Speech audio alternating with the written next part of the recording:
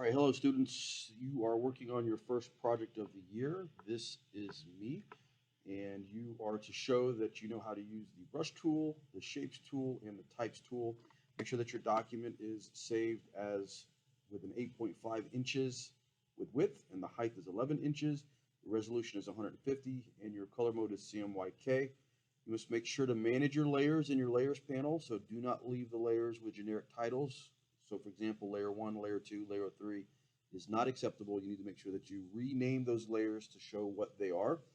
Please look at the example below as guidelines. So if you look down here, here's an example that I created. So here's the use of my type fonts. You can use both, you can see the use of both the shapes and the paintbrush tool.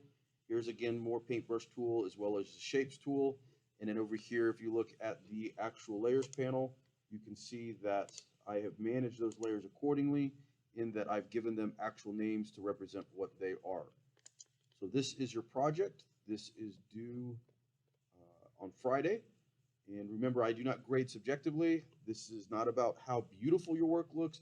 It's about showing me that you understand what I've explained and what I've taught as far as it goes to the use of the brush tool, the shapes tool, and the types tool, as well as working in the Photoshop user interface as it relates to managing your layers in your layers panel.